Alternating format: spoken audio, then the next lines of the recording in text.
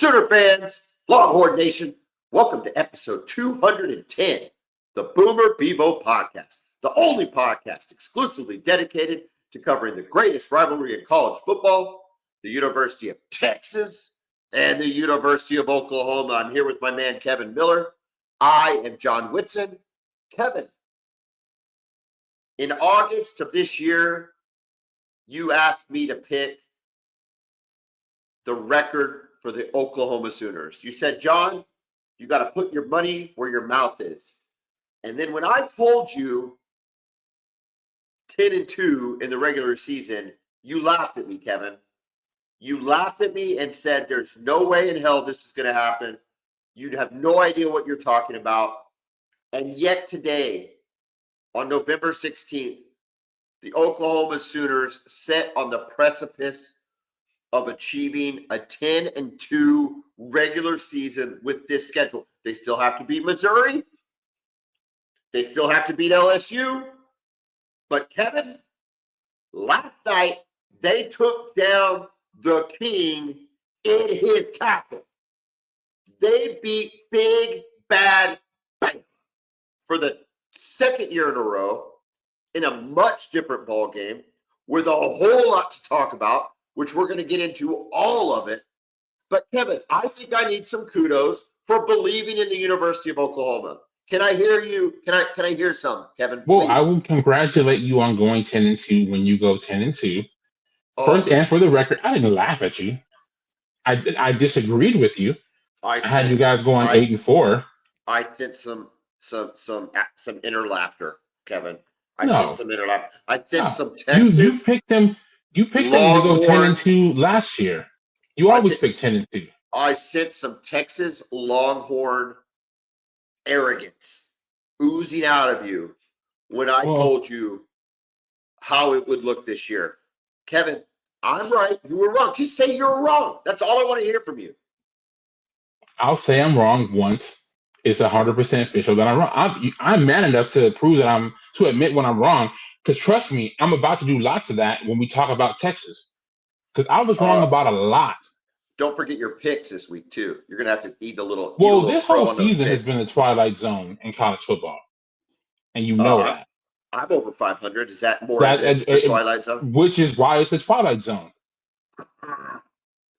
That's proof. We got to talk Oklahoma, but real quick, let's just hit on the University of Texas. They did not go in to Athens and beat Big Bad Georgia. They did not slay the dragon.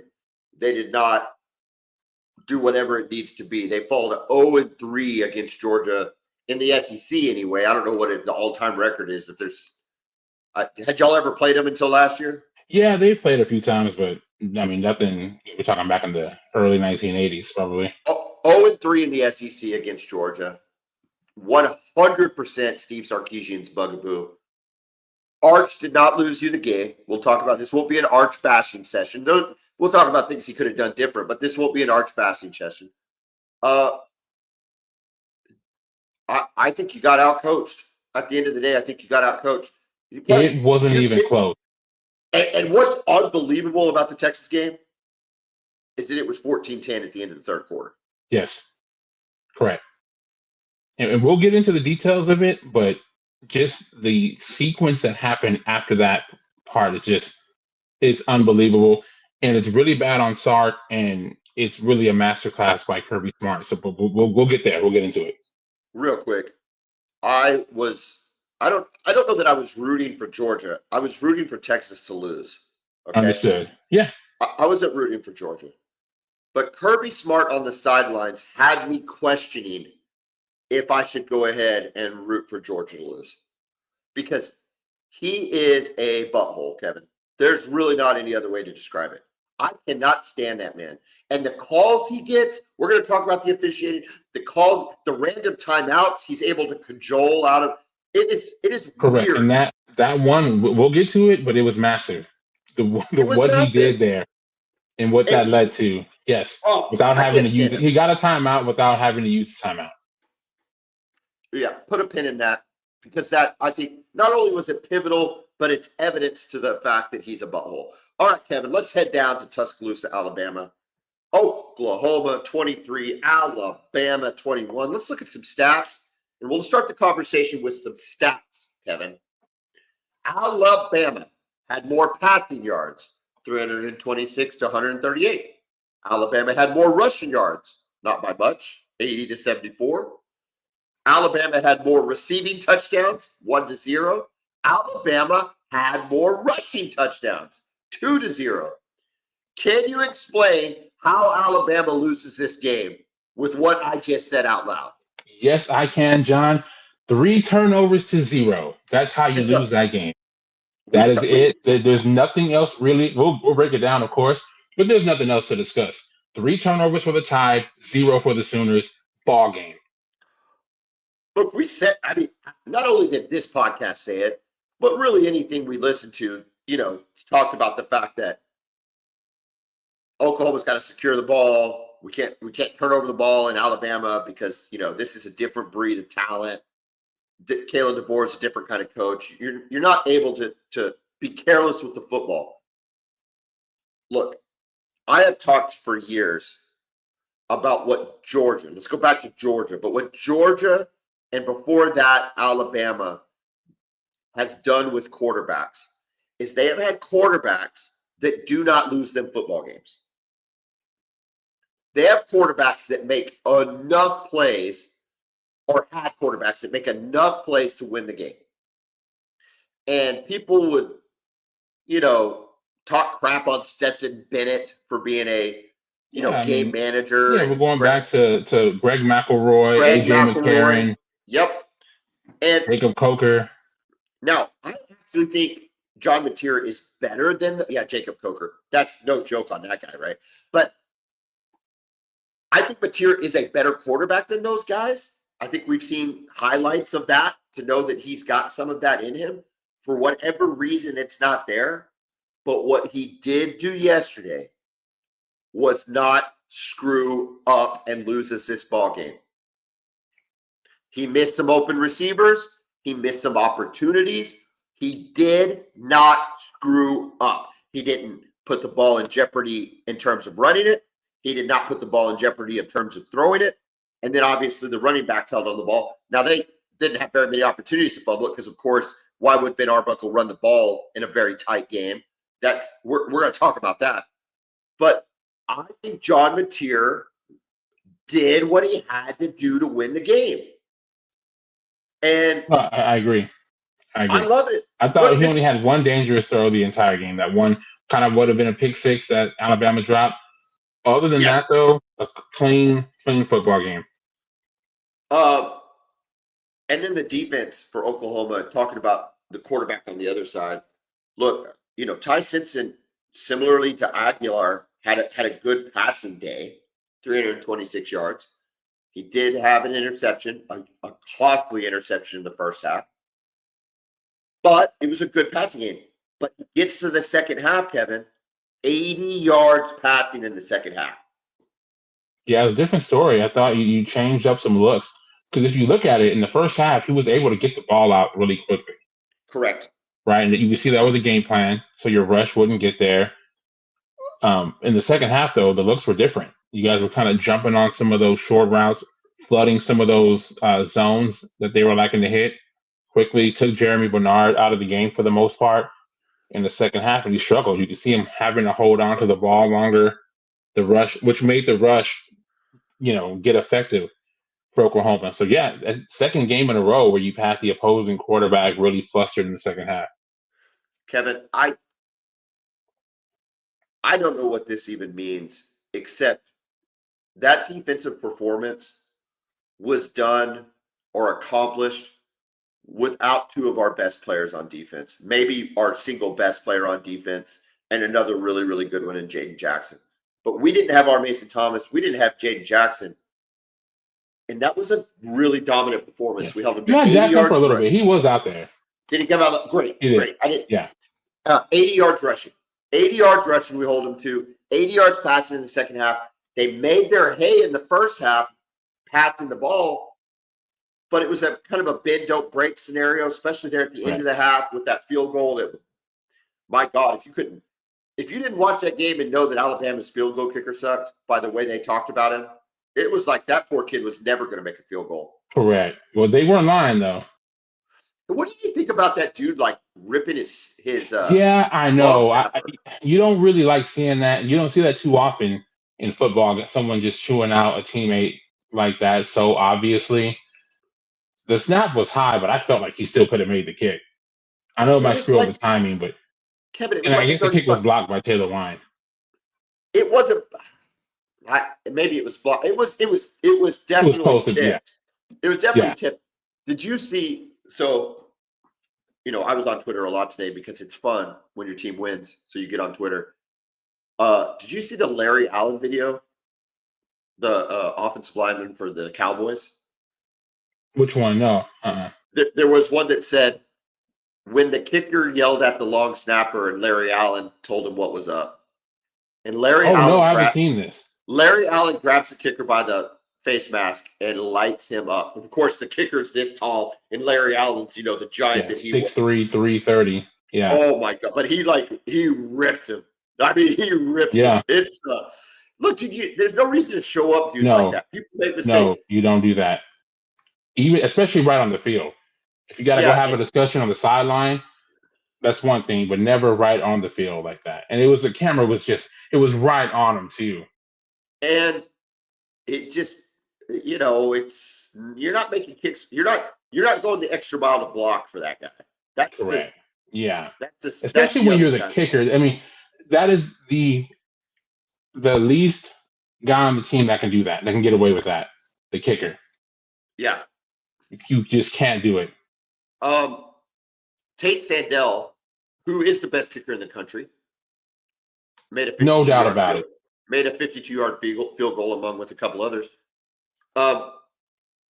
He couldn't get away with that. Like that wouldn't last too long. No, somebody would tell you, hey, man, chill, relax. Yeah. Okay. You can't do that. Let's go in order of big plays here. Let's break down some big plays. 2:03 left in the first quarter. Oklahoma's already up 3-0 off the back of a 3-and-out and a really good return by Satania. We were able to get it into the red zone, not able to convert, took the field goal. Fine, good start. 2:03 left in the first quarter, still 3-0. Eli Bowen, who has been quiet this year, injured for maybe the first 4 or 5 games, or he was, but I don't. Yeah, he was. Yeah, he was out completely. Out completely. 87-yard touchdown interception, and we're talking about a quarterback that has only thrown 1 interception all year. They bracketed the receiver. I couldn't tell who they were targeting. I should have looked that up, but they were bracketing. We had Kendall Daniels in front, Eli Bowen behind. He tried to float it over Daniels. Pick 6. Look, when the defense is able to convert instantaneous points from a turnover, it's going to be a long night for whoever Oklahoma plays. Yeah, exactly. So I want to give Eli Bowen some credit, and what a player he's been for y'all since you got him, right? Not highly regarded like his brother is, right? Brother is a 5-star, offers all over the country. Eli was always kind of one of those fringe guys about even getting an offer from Oklahoma, right?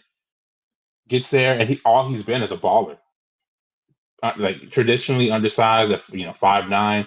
Dude's a baller. He's tough. He competes. And yeah, for him to make that play, not just the interception, but to be able to take that back, those are game-changing plays that completely deflated Bryant-Denny Stadium, right? And everybody was concerned after that, and it just causes everybody to relax.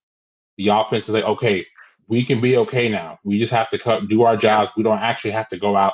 We talked about this, right? With the hero ball stuff, tendencies that John Mateer just naturally has, all that goes away.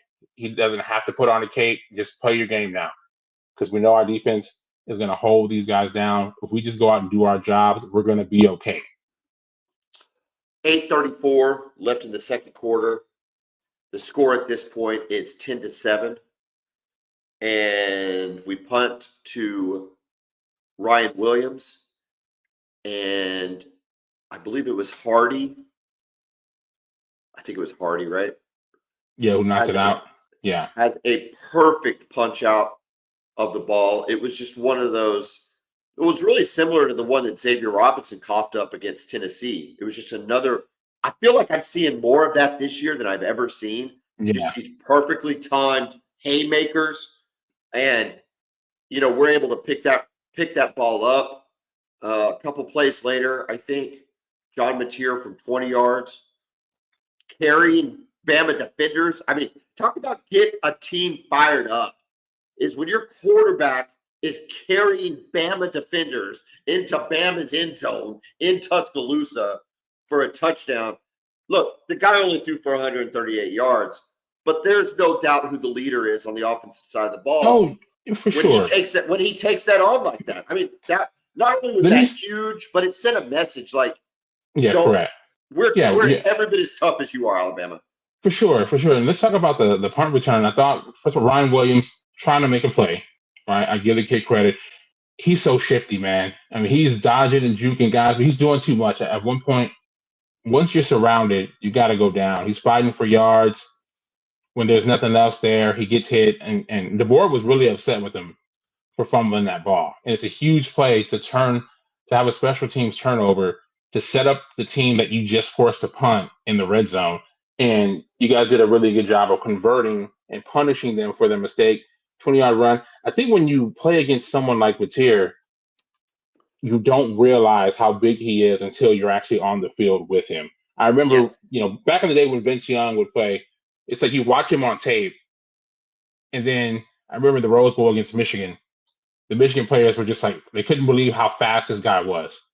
Because when you see how big he is, there's no way he can be that fast. With Mateer, he looks small on tape, but I think when you get on the field, he's much more powerful in his lower body than you would think he is. And Alabama has certainly learned on that play that trying to tackle him high. Typically, that's enough for most quarterbacks, but he's a little bit different when it comes to that. He's almost like a running back when he gets going, when he gets ahead of steam. I wasn't thrilled with Arbuckle's game plan.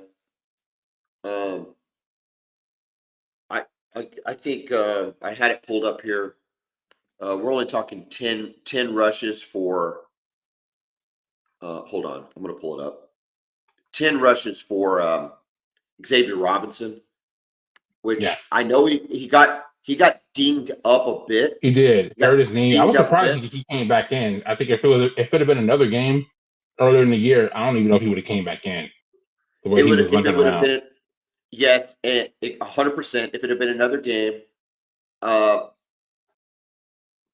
but he was still playing out there, and he had 10 carries for 34 yards, 3.4 yards carry.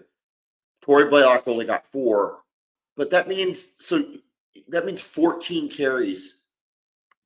14 carries for your tailbacks, compared with 10 more carries from Mateer for only 23 yards. He basically got 20 yards all on one play. And his other 9 carries, I guess, were either a sack or whatever. Yeah, correct. And one or two.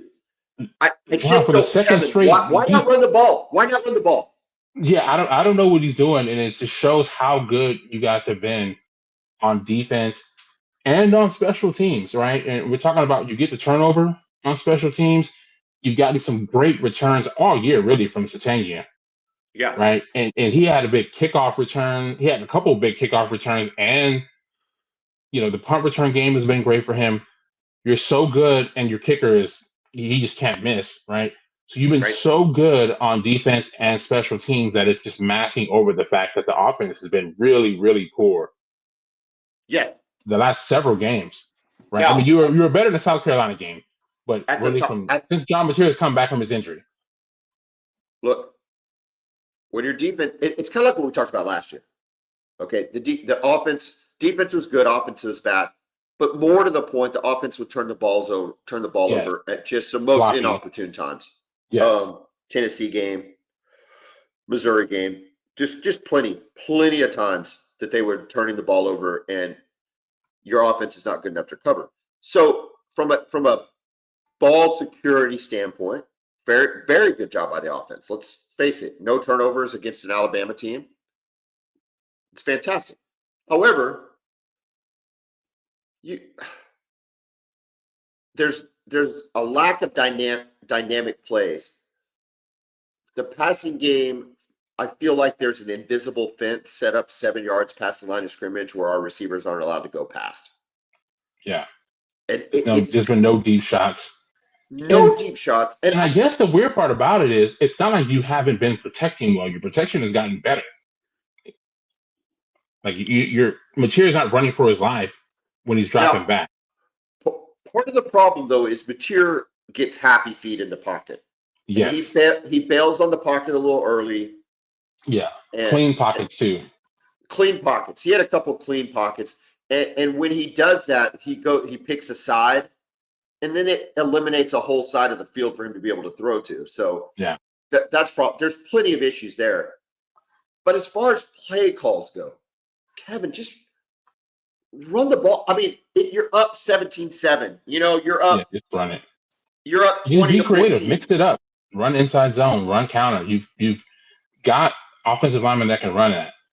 Satania had a really nice pickup. Satania had a nice pickup for 1 carry for 21 yards. And we never saw it again. I thought that was the whole point with like the blue and the red pins. Like blue meant run the play again, and red said don't do it again. It's like, what happened to the blue circle on the Isaiah Satania run play? Correct. So it's just, I get really, really frustrated with that as an Oklahoma fan. Obviously, we beat Alabama. It's hard to be frustrated today in general, but you were like, if you're trying to win a national championship, right? If that's what you're trying to do, then that's not going to get it done. You're not beating Ohio State. No, you're not going to beat Georgia. I don't think you're beating Georgia. No. I don't think you're beating Indiana. Now, no, not with that kind of.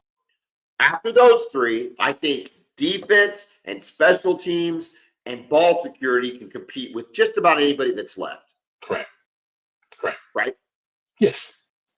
But you're not winning a national championship as it stands. Not with 212 yards of offense. That's 100% right. All right, last big play I want to mention is we started with an Eli Bowen big play, and then his brother with just a hell of a pass breakup. The Bowen brothers showed up in a big, big way. It was big time. He played it so good. He avoided a pass interference call, which Alabama is used to getting 9 out of 10 times. We're going to talk about some of the officiating in both games, really. But it was awesome. I got to be honest with you, Kevin. I never thought we were winning the game until we won the game. Okay, I understand that. Once Alabama got up 21-20, I'm like, oh, there we go. Maybe I'm too negative, but we just weren't doing anything offensively to make me feel really comfortable about it. No, it's understandable. And I criticize you and a lot of OU fans for being so pessimistic so quickly in games. But no, I do understand. This is Alabama in Tuscaloosa, where they just look. Kalen DeBoer, for all his troubles that he had his first year, that was his first loss at Bryant-Denny. Yeah. So it's understandable to think that, when things go negatively, you might lose the football game. You asked me last week, or 2 weeks ago, what do you think Tennessee fan thinks of this game? I think the bigger question is, what is Kalen DeBoer? Kalen DeBoer has to think, how the hell did we lose this football game? Correct. Yeah.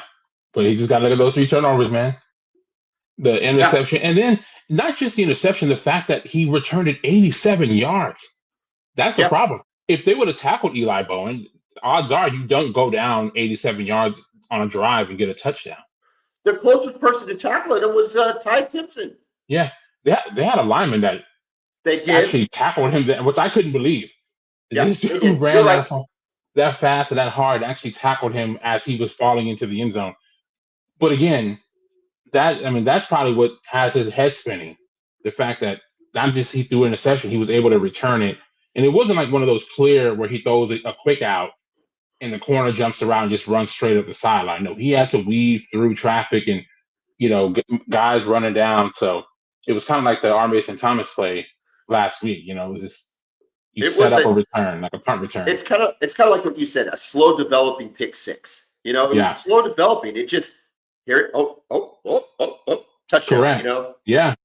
Yeah. All right. I want to talk a little officiating. I know Oklahoma is new to the conference. We're going to talk about Texas, new to the conference. I'm going to bring up one call in particular. Now, is Alabama fan allowed to bring up a call or two? Absolutely. If they were on here, I'd say bring it up. I just think the officiating is not very good. I don't even know that. I don't even know how slanted or biased it is, but I do think it's not very good. And then I think television has a way of justifying it, which blows my mind.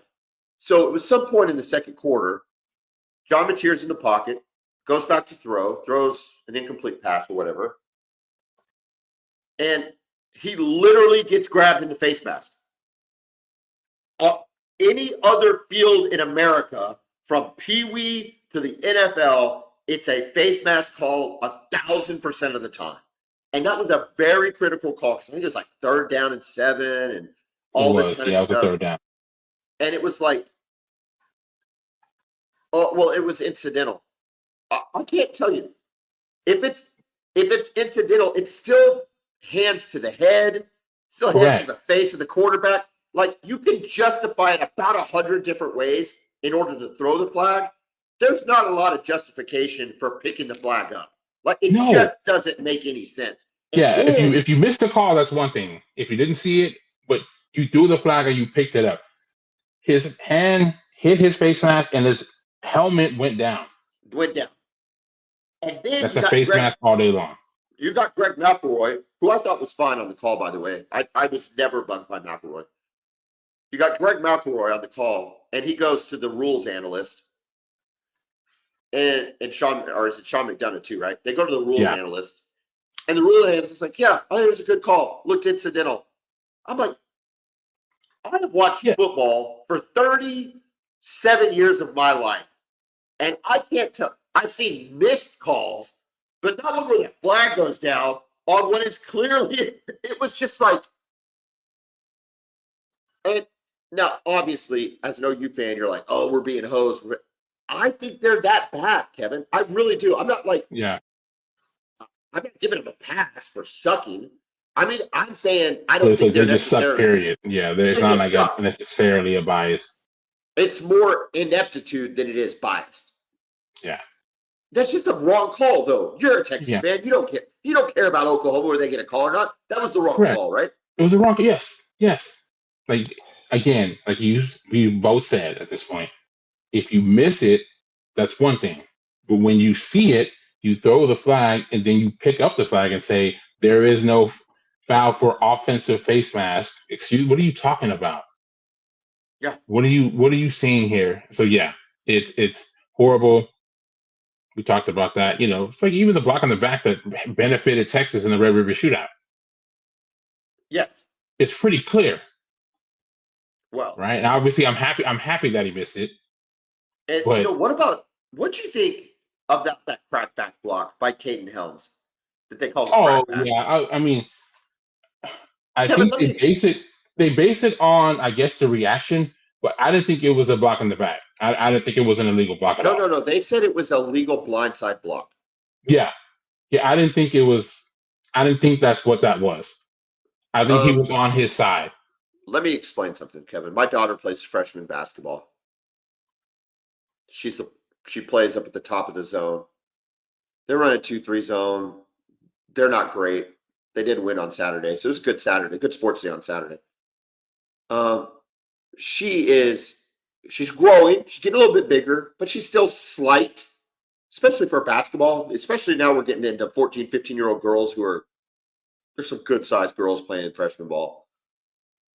And her teammates did not call out the screen, and she got absolutely demolished on a screen.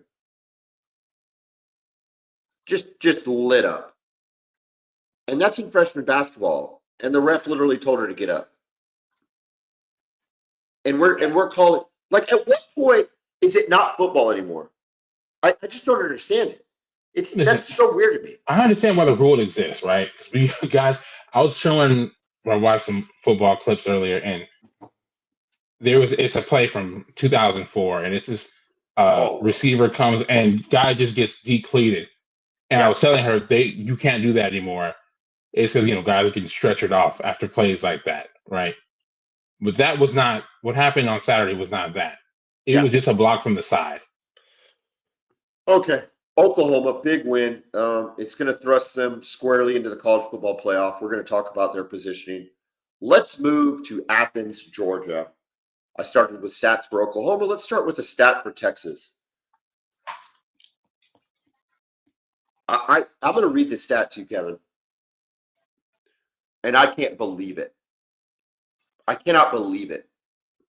17 carries for 23 yards.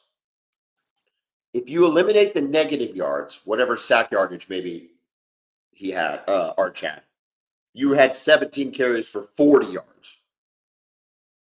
Okay? But the official number is 23. You had 23 rushing yards.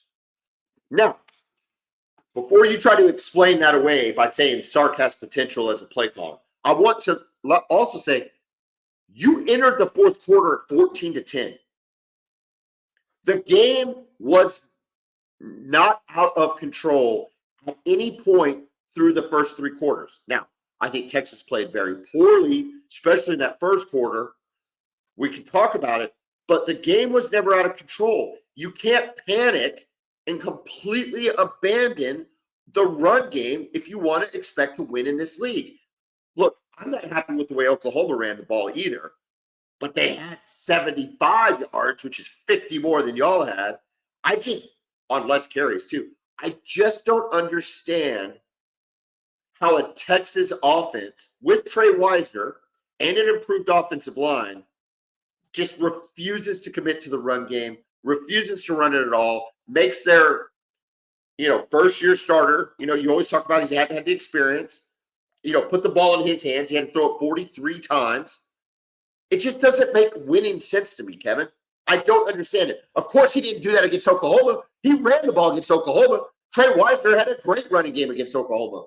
Where the hell was your running game against Georgia?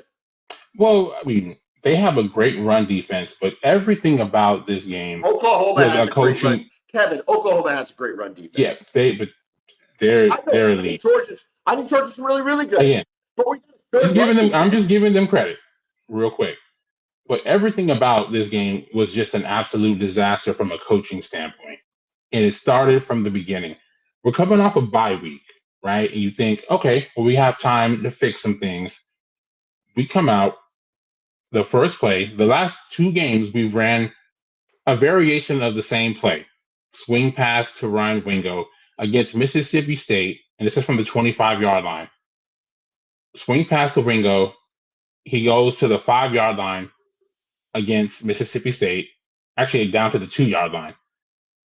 And then against Vanderbilt, he takes a 75-yard for a touchdown. Houses it. Yep. Houses it. To run the same play, a different variation of it with motion. We have blockers. It's set up nicely. He trips and falls on his own feet. He just slips and falls. Have a couple nice design plays, get down the field. 3rd and 8. Wingo, Sark schemed up a great play. Wingo wide open on the slant for a first down. He drops it. So clearly, he's not ready to play. And this is after a bye week, and we're not ready to go. We get a field goal. I see people, I'm online on some of the Texas forums. People are like, oh, good drive. No. It's not a good drive. We're playing against Georgia, and I've been telling you all year that Gunnar Stockton is awesome. He's not okay. He's awesome. He's not the same guy. He's not Stetson Bennett. No, this dude is awesome. He's been great all year. So I'm like, no, we needed 7 there. We needed 7. And then defensively, I don't understand what is going on with our secondary. It is November, John, and we're having busts. It doesn't make sense. And everybody was healthy, right? I mean, you had yes, and I remember I told you. You had people saying, Taff is back. Muhammad. Who else? Yeah, Muhammad's there. Taff was back after missing the last game. Jelani McDonald, who left against Vanderbilt, he was back. But I told you in the preview episode, we had some busts and things going on even when they were on the field. Yeah, against Vanderbilt, right? They didn't get hurt until late into the fourth quarter. I don't understand what's happening from a communication standpoint. We have guys that are confused on our calls, and it's November. For the life of me, I can't make sense of it. This is later in the game, but we had two defenders. They had two receivers. They did a little switch motion right before the snap. The snap comes. We have both players run and guard one guy, and the other receiver just runs wide open to the end zone for a touchdown. Like, that stuff you see in week 1 in the first quarter. Yeah. For those kind of things to still be happening in November, I cannot make sense of it. John, I want to push back. Good. I want to push back just from Sure. Neutral observer. I mean, not neutral in the sense that I wanted Texas to lose, but you know what I'm saying. Like, whatever. I know how upset you were at the defensive coaching in the first half. In the first quarter, their first two drives, Georgia's first two drives. You were first very quarter, upset. beginning of the second quarter. Yes. You were very upset. But can we agree by the end of the third quarter, it was 14. 14. Yeah, correct. They had never scored. We figured some things out, and they never did score for the rest of the second quarter and the entire third quarter. Now we're going to see a massive collapse in the fourth quarter. We're going to get to the fourth quarter, but up till that point, dude, if I'm a Texas fan, if I'm texting buddies up through the third quarter, I'm asking where the hell is Sark's offense at? I really am. You have, like you said, nobody on the injured report, all your offensive linemen. Trey Wisener's a very capable back. Wingo's a good receiver. DeAndre Moore's a good receiver. You're supposed to have a tight end whenever y'all decide to use him. I'm texting you going, I know our defense gave up a couple busts, but they've only let 14 go. If he can get this going in the fourth quarter, we got a chance. Where was the offense through three quarters? Like, what did Georgia do? Sark's offense, really since he's been here, but against our best opponents, it disappears. And remember, this is a guy who was hired. It doesn't disappear against Texas. I mean, Oklahoma. That's just a different deal. He's keeping some crap open in Oklahoma, but man, he plays Georgia. He can't. When we're talking about, but when we're talking about those elite teams, right? The legit national championship contenders, it doesn't show up. John, he's 0-3 against Kirby Smart. We have 83 yards rushing combined in 3 games against Georgia the last 2 years. How was that even possible? We are not a threat at all when it comes to playing the likes of Georgia or Ohio State. You can add DeBoer's Washington to that. Sark is now 0-7 against DeBoer, Ohio State, Kirby, Ryan Day and Kirby. 0-7. And they kind of, every time Texas doesn't play well, I go back to everything that happened in the offseason, right? That they somehow looked at these guys on the offensive line. And again, the offensive line, they weren't horrible compared to how they've been all season, right? It was fine. They were fine. But are you trying to be, what's your goal? Are you trying to be fine? Or are you trying to be a national champion? And it seemed like we were getting close, but the way that we've been acquiring talent from high school, and we were greedy in the portal last year, right? Yes. We didn't need Matthew Golden. We didn't need Matthew Golden. We got Matthew Golden. He ends up being a stud and a first-round pick, right? But so we weren't greedy at all this year, right? There were guys who in the portal at offensive line who would have come to Texas. We didn't get aggressive. And we go back to this, right? We talked about it all year. Ohio State last season. They had Travion Henderson, one of the best backs in the country. What did they do? They went out and got Quinshon Judkins. Yeah. Right? They had all their offensive linemen. What did they do? They went and got more from the portal, and they made their guys who were there compete. And they made everybody better. It was just it's really malpractice by Steve Sarkisian and his staff. Also, where I think we're at as a program, first of all, this season, you can kiss everything goodbye. I know there's still a chance that we can make the playoff. We don't deserve to be in the college football playoff. And honestly, I'm going to support the team no matter what. I'm going to support the players no matter what. And I hope that we beat Arkansas. And of course, I hope that we beat Texas A&M. And if we were to find our way in the playoffs, I would support the team in the playoff. We don't deserve to be in the college football playoff, right? And Right. honestly, I don't trust us to compete against most of the teams that are in the college football playoff because we just did not look prepared yesterday. Yeah. Look, I don't think you're getting into the playoff either. But at this point, with your record, if you did backdoor into the playoff, you would be a 9, 10, I mean, a 10, 11, or 12 seed, which would mean you were playing on the road. And y'all suck on the road. John, I mean, you just are not good. listen, You're a bad road team right now. Bad. we have played every game we played on the road, right? We have not been leading once after 4 quarters. Well, oh. Overtime against Mississippi State, Yep. overtime against Kentucky, and then losses against Ohio State, and then getting beat down by Florida, and then getting beat down by Georgia on the road this year. We talked about Kirby Smart, and we'll get more into him, but the details with him. He is so detail oriented. He has his teams prepared for just about everything. They're so good situationally, and we are not. Sark said all week long that I know at some point that there's going to be some sort of special teams trick play that's going to happen. Yeah. Because it's Kirby. We were not prepared for that onside kick at all. He's never had an onside kick at Georgia. Yeah. Or since like never saw 20, coming. Since like 2016 or some random number like that, right? It's been crazy. Yeah. So I want to talk about that, right? Well, we're going to talk about the fourth. Are you ready for that? I'm ready for the fourth quarter. Yeah, get into the fourth quarter, get into the onside kick, and the wheels just completely falling off. This is music to my ears. Go ahead. So again, we're down 14-3. It's looking really bad. Defense starts to get into a rhythm. We get a turnover. Anthony Hill with just an outstanding play, dropping back, picking off Gunnar Stockton. We go down the field, Arch with a couple of big throws, and Ryan Wingo, who had those drops at the beginning, made a couple of big catch on third down on a really high throw from Arch. And then we get into the red zone, RPO slant, good throw, good catch for a touchdown. It's 14-10. We're back in it. There, I start feeling okay. I start feeling a little bit better. We're still in the game. They hadn't really done anything offensively since the first quarter, and our defense has been playing well. And now we just put together a drive off a turnover.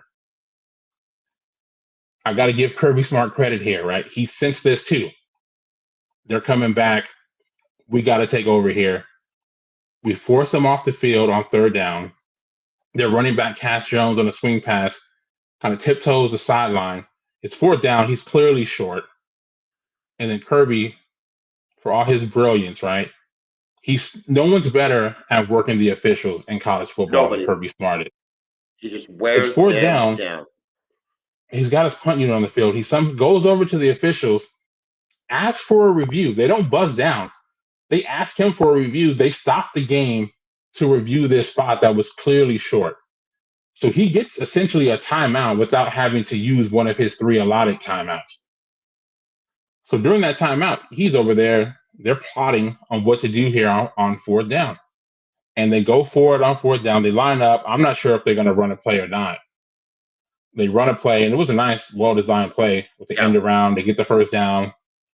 Momentum gets back. And again, we talked about them just kind of being prepared. We force them into another third down. We get the stop. Immediately after that third down play, it's fourth down, they run straight to the line of scrimmage to run a play. They run the play. We jump off sides. Colin Simmons, first down. They go down the field, end up getting a touchdown. All that momentum that we had just gotten after scoring that touchdown is gone. Their stadium is going nuts after the 2 fourth down conversions and the touchdowns. So we're already starting to get a little frazzled. You're on your heels. We're on our heels there. And then they come out and do an onside kick, John, that nobody was expecting. We don't handle it well. We actually didn't turn and run Like, a lot of times the kickoff coverage dude, we're there. I think they were so shocked though, they were just frozen, Yeah. right? Cash Jones goes, gets the ball. He probably could have ran it for a touchdown, but Okay, I think real quick. Can he run I that? don't know. I don't know. I'm not I sure don't he know about the can. rule there because when he's running, no one blew the whistle until he kind of went down on his own. I'm Googling this. Go ahead. Okay. So again, and at this point, their stadium's going nuts. We've been on the field defensively. They go down the field again. That's when we have the bust there in the secondary, which again, I know you're frazzled, but the defense, you come back on the field after that already long drive where they get the first touchdown. We have the bust in the secondary, which again, I just don't understand how that can happen. It's two guys, it's two receivers. You have to communicate. I've got him, you got him. It's very simple. And they both just chase the same guy. Receiver just runs straight down the seam. It's an easy throw, wide open for a touchdown. At that point, the game's over. Game's The over. game's over. I stopped watching. I wanted to. I wanted to. And again, there was another exciting game on at the time too that we'll get to see.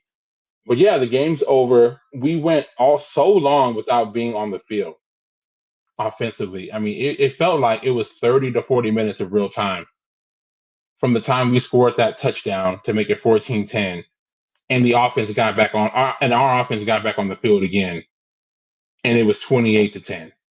Yeah, just an insane sequence. And again, it's just a masterclass by Kirby Smart. And these are the kind of details that he's able to have, right? He's just so detail oriented, and we're not. His team is really good situationally, and we're just not. Yeah. We're just not, John. So it's look, we've been talking about this all year. NIL and transfer portal have really created parity. Yes. Okay. So Jimmy's and Joe's on a lot of teams look the same. It's in a lot of cases. I don't know that you could look at Georgia's roster and Texas's roster and say we did not look outmatched physically. Yeah, and say Texas is definitely at a deficit. It's just not true. The deficit then comes down. It's like the NFL, right? It starts to be coaching. It starts to be game planning. It starts to be preparation. It starts to be scheme. It starts to be tactics. And right now, offensively, Sark is less than. He's less than. Yes, it's his offense that has let our program down the last 2 seasons. Well, now 3. The last 2.5 years, his offense has kept us from potentially winning a national championship. Either of the last 2 years, the defense has been more than good enough. Besides the free timeout for Kirby, any other officiating notes you want to make since I got to make my officiating notes? Yeah, I mean, they missed a couple of holds, one really bad one early in the game, I think on their second drive, and Simmons just whips the tackle with an inside move. Tackle turns and grabs him from behind, just almost a whiplash, and just no flag. Refs looking right there, no flag at all. And these are happening on big moments, so that kind of stuff is frustrating. And it seems to happen when you play against Georgia, especially on the road, right? And I'm not saying there's a bias, I don't know if there's an anti-Texas bias, maybe there is, but yeah, the officiating. When we left the Big 12 to come to the SEC, I think we were all excited. Oh, we can get away from referees like Kevin Marr and his crew and these horrible officials in the Big 12, and now the SEC guys, they're just as bad. I just don't think they're very good. I don't feel, at least as an Oklahoma fan, I don't feel biased against. I just question their talent and ability to call a football game. It just doesn't seem very good. And again, these referees, I don't think they're full-time employees. I think they have other jobs and stuff that they do. No, they need to be doing this. The SEC This is makes what they enough need money to be doing.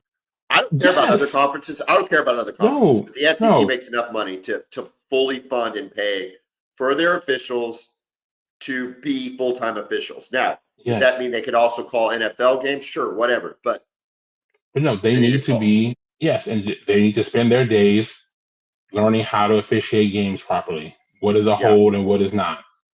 Yeah. Yes. Yes. And It's really inexcusable but for $1 billion product to have this type of officiating.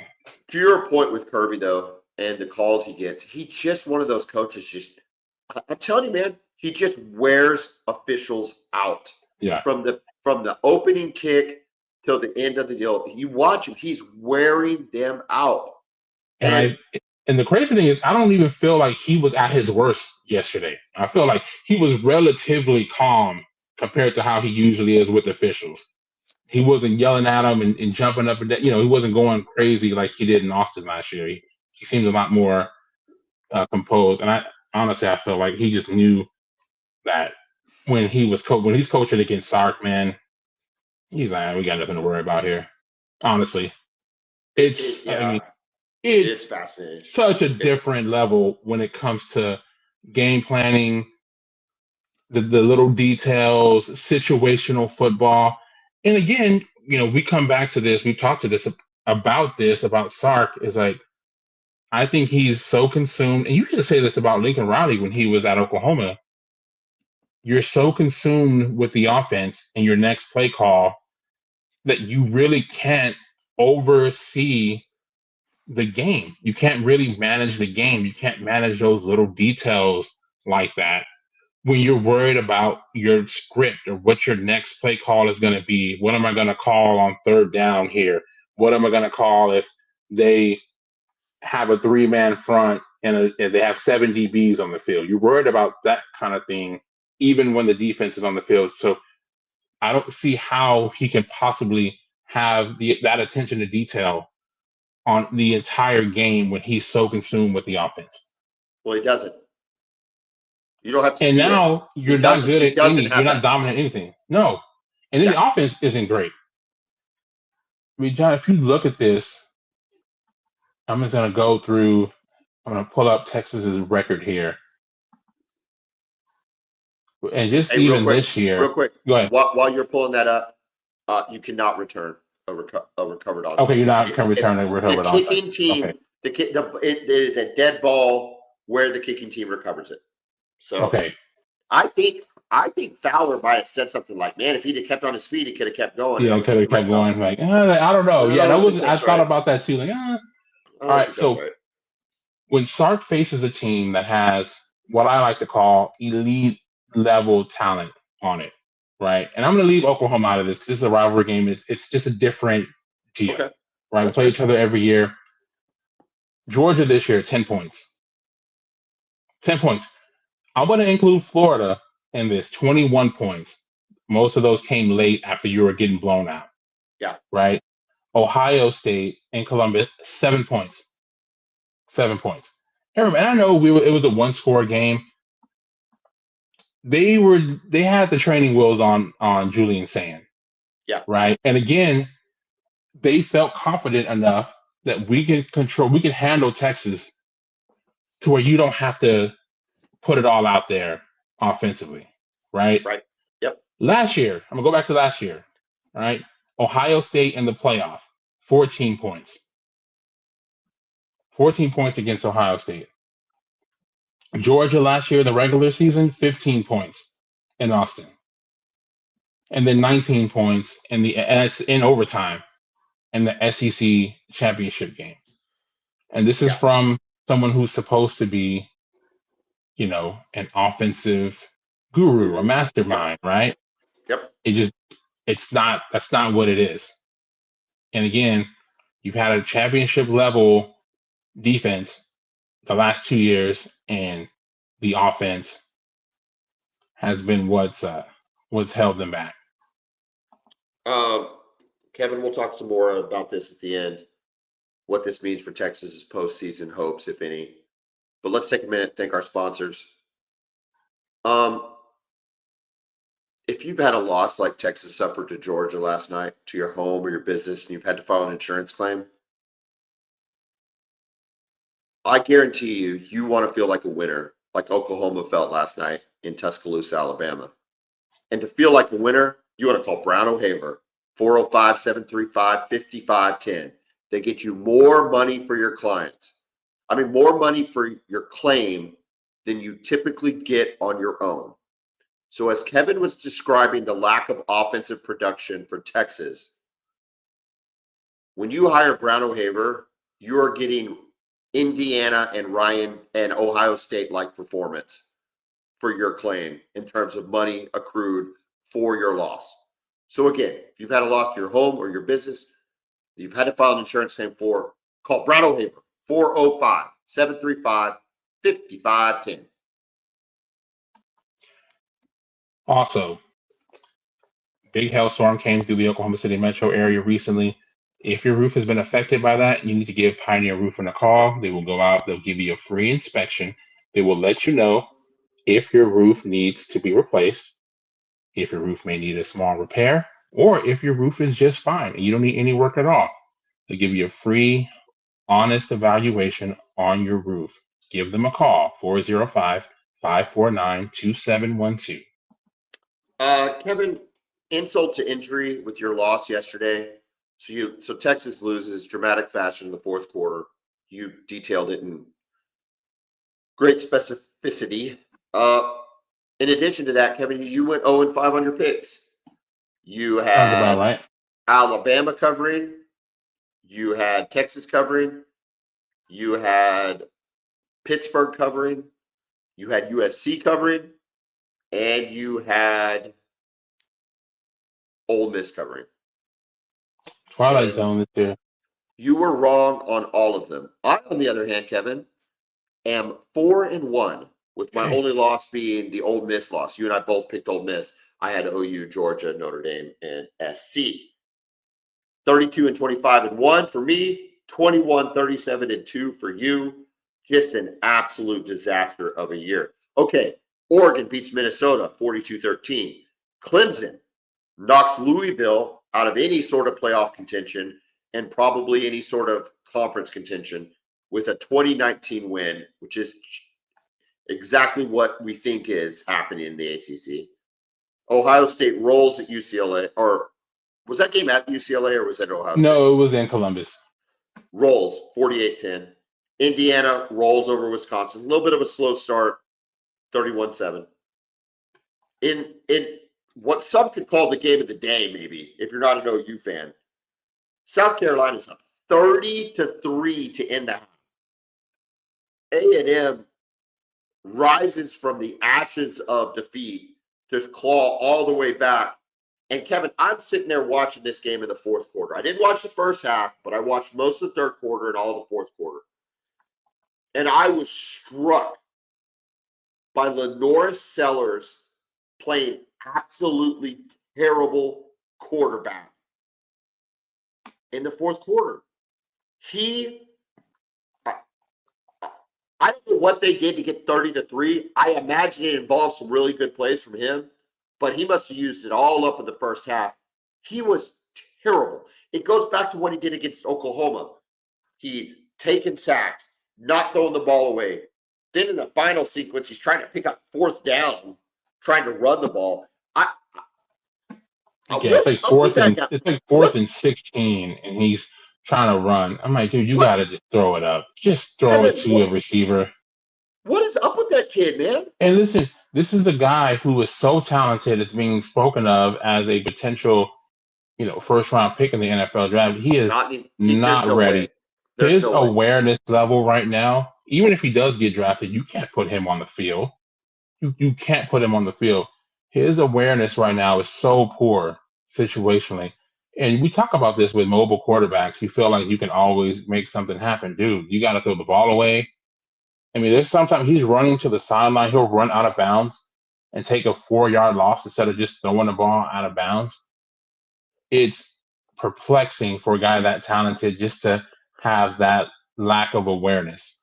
When I see a kid that talented, I think a very, okay, so maybe his coaching is not great. I don't know. I think it's probably okay at South Carolina. I think he's probably getting good coaching, but maybe not. Yeah, Whatever. I don't know. He's solid coaching.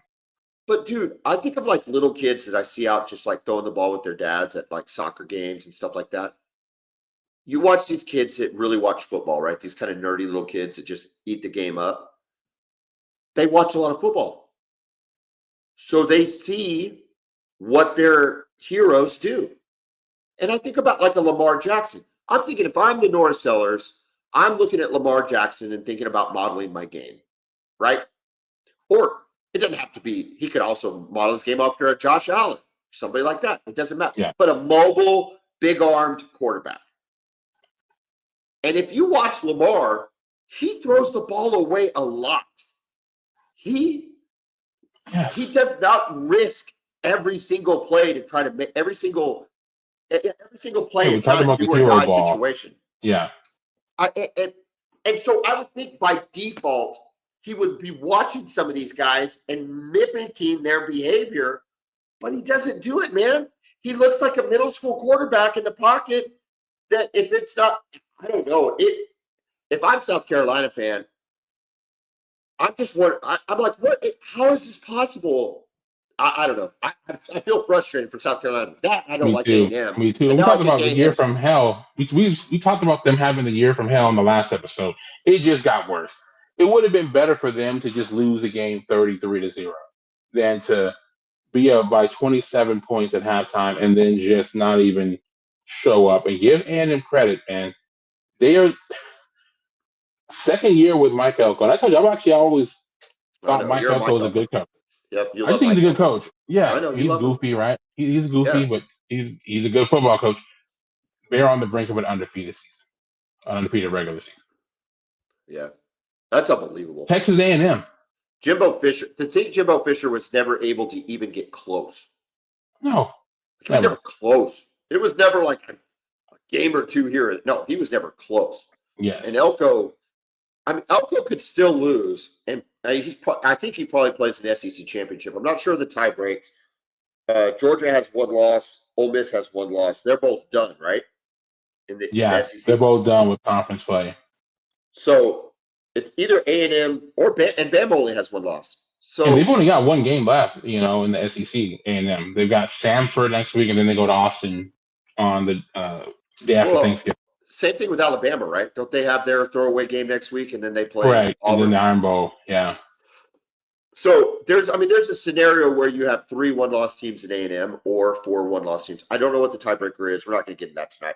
Real quick, along with that game, it has to be mentioned. I'm typically a fan of Law and Order, Kevin. I typically back the blue. I'll get phone calls from like random telemarketers, and if they say they're with the police or the state troopers or the whatever, I always donate $25. Like, I'm a big giver. I'm going to reconsider that after what I saw in the tunnel at A&M. What in the hell is that state trooper doing? No idea. And if you didn't see this, so Nick Harbor caught I believe it was an 80-yard touchdown pass late in the second quarter of that game. Great play. And Nick Harbor was a national champion level sprinter for in high school. Goes to South Carolina, still developing as a receiver, more of an athlete than a football player at this point. But ran a nice route, caught a pass, broke a tackle, and went for a touchdown. He got so much speed, he kind of kept running into the tunnel, and one of his teammates followed him into the tunnel. And as he's walking out, there's a state trooper walking up the tunnel as they're walking out of it. And the state trooper kind of shoulder bumps one of the South Carolina players and then turns around and kind of starts chewing him out. It's one of the weirdest things I've seen. I have no idea. And then if you watch the tape a little further, the state trooper comes out. There was no reason for him to even go in the tunnel. Yeah, but what were you doing? Unless he was checking to see if everybody was safe, that they didn't fall on the concrete or something. Yeah. But he's literally bowing up. Look, you have got to wonder, honest to God, I don't think I'm being dramatic here, what a traffic stop looks like with that guy. Correct. Yeah. I mean, yeah. If you have to say something to 2 college football players, what do you have to the rest of the general public? He didn't just say something. Yeah. He didn't just say something. He literally checked him. He checked him. Yeah. He body checked him. He gave him a shoulder and then turned around and is griping at him. And it's like, why? What?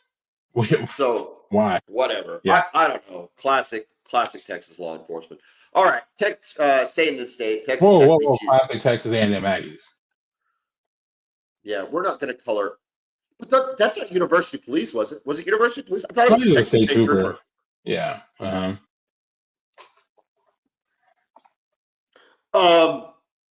Texas Tech beats UCF. The state troopers in that game behaved appropriately. Really good game going on about the same time yours was. Ole Miss, Florida, 34. Yeah, a lot closer than we expected, and Florida keeps playing hard and had a lead going into the fourth quarter. It was 24-20. The Gators were up, and just a huge game running the football by Keywan Lacey, though, really was a difference. Chambers wasn't really at his best, but that running game really, really got going for them. And it's probably good for Ole Miss to get tested, right? They're kind of cruising into the college football playoff. But Keywan Lacey, 31 carries, 224 yards, and 3 touchdowns. It's a massive game for them. Lagway kind of reminds me of Lenora Sellers. It was those two dudes were at the top of my list in this conference, but maybe slightly behind Nussmeier, who's his own bag of worms, but they were very highly rated on the list. And again, in that fourth quarter, it just didn't have it. He just didn't have it. Didn't want to. It didn't seem like he was making the right decisions, or no. It's just I don't know, man. And like you said, we're in November, right? So for a guy like Lagway, he's with well those into his too, man. Oh, oh. I mean, and I will say, his guys were out, right? Vernell Brown's out, Dallas Wilson's out, but still, you just need a little bit more. Notre Dame secures its spot in the playoff with their last opponent of any meaning, 37-15 over Pitt. BYU beats TCU 44-13 to stay alive in the Big 12. I remember our specific conversation about the line looking sketchy with BYU only being a 4.5. They're just out. They outperform the spread, and I think it's something we need to consider as we continue to make our picks going on the year. Utah also alive, 55-28. Very much alive. Very much alive, 55-28. Miami beats NC State 41-7. Georgia Tech survives Boston College to win 36-34. USC, it was in the rain, like we talked about. I do think that kept the game a little closer. They've set themselves up for a huge matchup against Oregon this week. Iowa has pretty much said goodbye to any possibility. I don't know that they really had a chance to play off, but they're officially dead. Yeah. Iowa up 21-7 in that game. Yes, that's correct. But I didn't think they were going to come back. I didn't think, especially with the way that weather was, I just did not see it happen. No, I think Lincoln's likes this particular team a little bit. I still think they're victims of the Big 12, of the Big 10 in terms of not playing anybody, right? They just haven't had to play. And Iowa, how good is Iowa? Didn't Iowa State beat Iowa this year? I think they did. And they're Iowa State's like 6-4 right now or something, Yeah, and now Iowa's 6-4 as well. So yeah, they lost 16-13 at Iowa State earlier this year. And yeah, USC might be a little bit of fool's gold, right? Their best win, they did beat Michigan, good win, but they did lose to Illinois and they lost to Notre Dame. But right now, only one conference loss. So yeah, this game against Oregon, pretty big. Well, Kevin, USC beats Oregon. They're in the playoff. They're in the playoff because they just have UCLA after that. And if they're in the playoff and OU can survive the next 2 weeks, which we think they have a good chance to do, what are the possibilities or probabilities that the playoff committee says, ooh, let's send USC to Norman, Oklahoma? That would be wild. Would that not be the greatest thing to ever happen to Oklahoma football? Oh, yeah, you guys would just the energy in that stadium, it would be like he won the national championship. Lincoln always complained about how people treated him after he got fired. I don't think he brings his family to the stadium. I think he tells them to stay home. No way. No way. I think he tells them to stay home, and I think stay in California. And I think he's got 2 security guards beside him on the sideline the whole time. Correct. Yeah. No. Leave your family at home. And I'm not saying we're crazy. I'm saying he's a bit dramatic. The intensity level and the energy level will be insane. Correct. And it'll be all directed towards him. It'll all be directed towards him. Yes. And y'all are crazy when it comes to, I'm not saying violent crazy, but y'all are crazy when it comes to people who choose to leave y'all, i.e. Kevin Durant. That is correct. Oh, it'd be I don't even know. Michigan beats Northwestern in Wrigley, 24-22. They come back, last second field goal in Wrigley. Yeah. Their playoff hopes alive. They have 2 losses. Yeah, they're still in it. 2 losses. Only one conference. Yeah, they only just the USC, I believe. Let me pull up their record. I've got it here. I think it's definitely out. I think it's definitely outside looking in for them. Correct. Yeah, and right now, no real quality wins. None. No. New Mexico, Central Michigan, Nebraska, Wisconsin, Washington, Michigan State, and Purdue, and Northwestern. Now they beat Ohio State. You beat Ohio State, everything changes. Everything changes. Which you've done now, 4 straight years? Yeah. God, that would be amazing. Can you imagine that? Where was last year's game? Was last year's game in Columbus? Yeah, it was. So it's in Ann Arbor this year. Golly, that'd be amazing. Typical, and then, it's always going to be that Saturday after Thanksgiving, 11 a.m. Tennessee beats New Mexico State 42-9. Navy beats the University of South Florida 41-38. I'm going to come back to that. Arizona beats Cincinnati 30-24. Okay. That was a pretty big win in the Big 12, by the way. Giving Cincinnati their second conference loss. Teams that we can say are effectively eliminated from playoff consideration. Ones that were on the break anyway. South Florida, they're out. Yes. Cincinnati, out. Mm-hmm. Iowa, out. Yes. Louisville, out. Yes. Texas, out. I kind of think they're out. Now, technically, there's still a chance. Right? I just feel like, and look, they have a couple of good wins. The Oklahoma win is just continuing to look better and better. The Vanderbilt win is good. But I don't know, man. When you are in the national spotlight and the whole country watches you get smacked by Georgia, I don't know, man. I think that's just really going to hurt them. They would have to, for me, they have to destroy A&M in order for them to get in. They have to beat Arkansas and then really put it on A&M. And I just don't see it right now. I just don't. Real quick, I forgot to mention other games in the SEC. LSU beats Arkansas 23-22. Kentucky 42-10 over Tennessee Tech, and Missouri blasts Mississippi State 49-27. Listen, for all Missouri's problems, they're still 7-3 coming into Norman next week. Oklahoma's not going to sleep on that. We will not be able to sleep on that. Okay. Yeah. As far as the college football playoff goes, we got a little time here left. If I'm projecting teams, Kevin, I'm going to tell you what I'm projecting. You tell me where I'm wrong. Out of the SEC, A&M, Georgia, Ole Miss, Oklahoma, Bama. Out of the Big Ten, Ohio State, Indiana, winner of Oregon and SC. Notre Dame, winner of Texas Tech and BYU. ACC, I have no freaking clue. I've listed Miami, even though they are behind Georgia Tech, Virginia, Still Pitt, and SMU. And then James Madison as your group of 5. Where am I wrong, if at all? I don't think you're wrong at all. And let me tell you real quick where a Texas fan is at.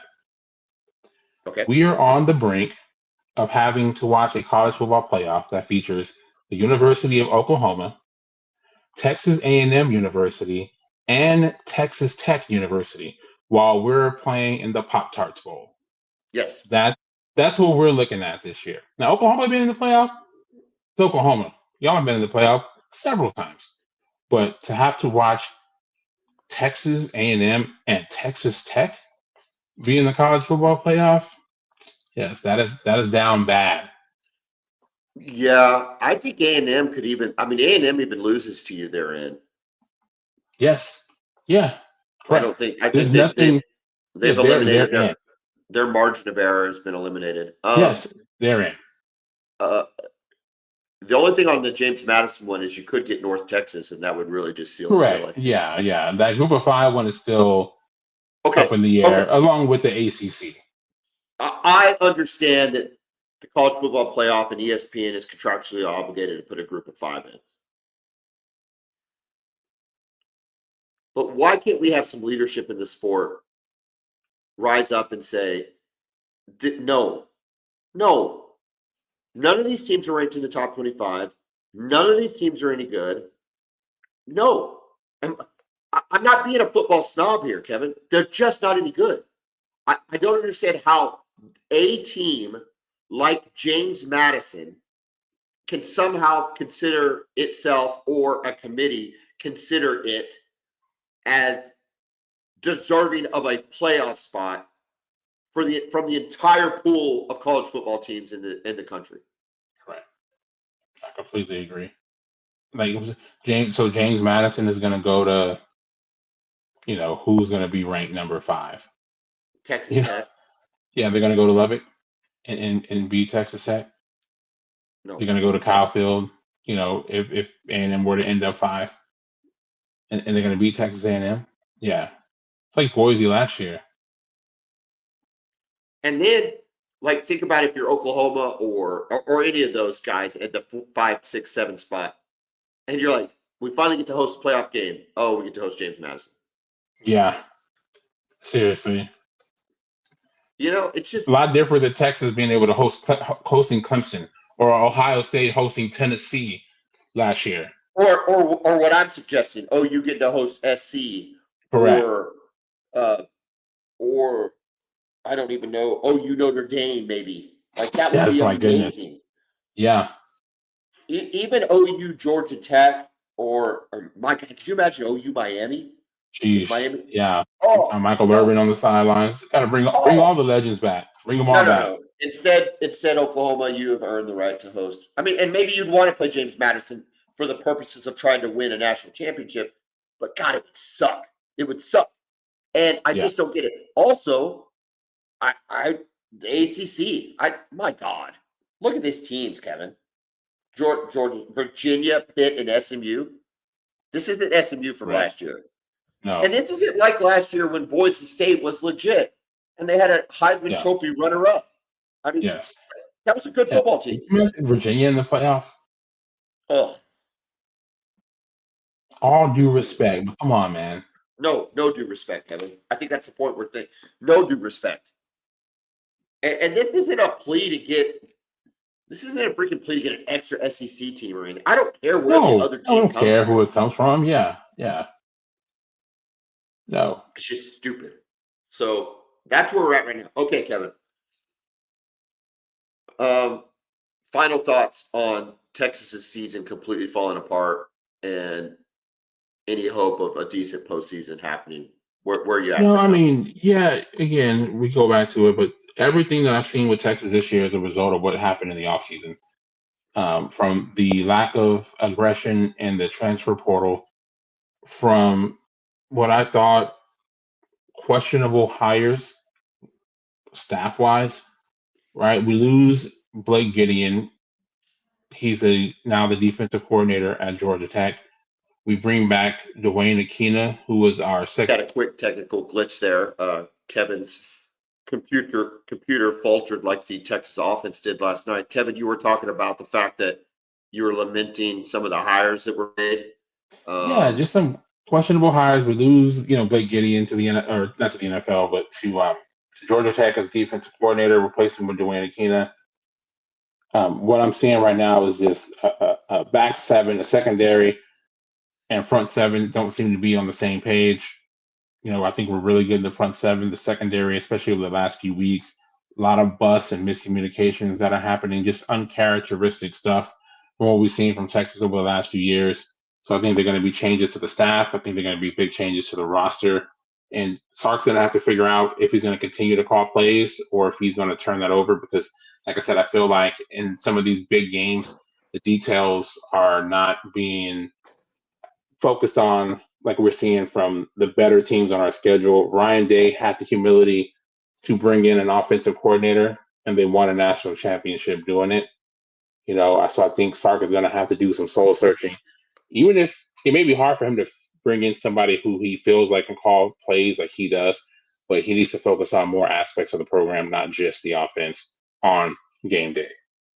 Yeah, I think about Kalen DeBoer also has a play caller. It's a ginormous job being the head coach of the University of Texas. It's ginormous. The amount of work that goes into it every week in terms of managing a program, let alone game planning, let alone coaching, let alone developing. There's a lot to it. And, I still long term question Brent Venables calling the defense. I think he had to save his job, maybe. I don't know that it's the best long term solution, although I don't know, maybe it is. We'll see. But I think maybe we could use a head coach's influence on the offense a little bit in terms of run the ball and that kind of thing. But so I think that's your bigger question mark than anything, Kevin. It's you have.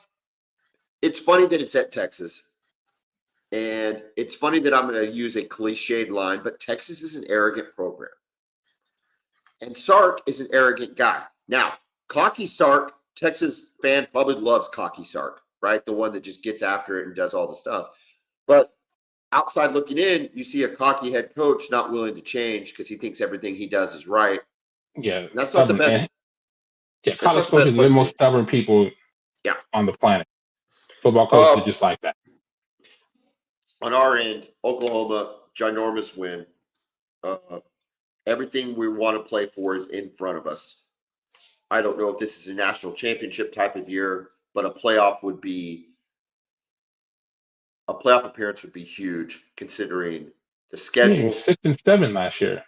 considering last year, considering the schedule this year, considering uh, the seat that Brent Venables was on, and as hot as it was, it would be fantastic. Here's the deal, dude.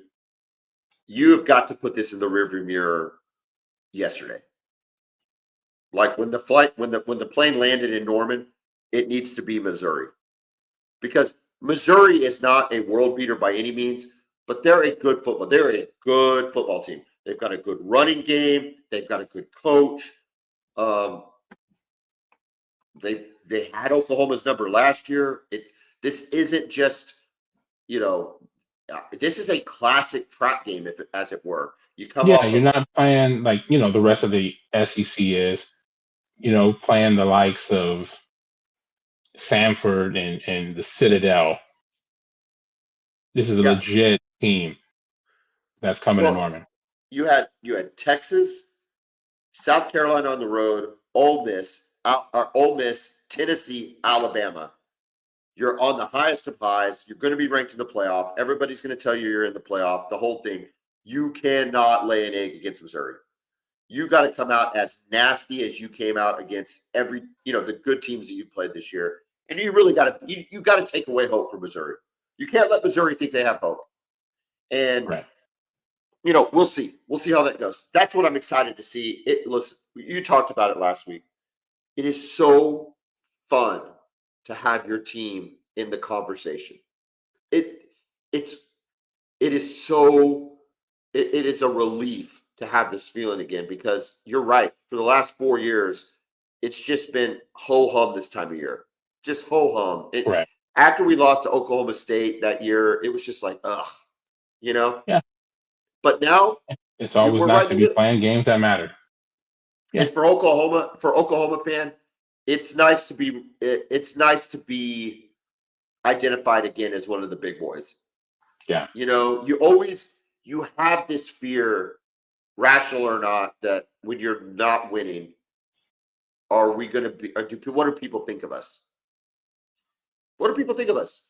Has Oklahoma lost their edge? Are they the next Nebraska?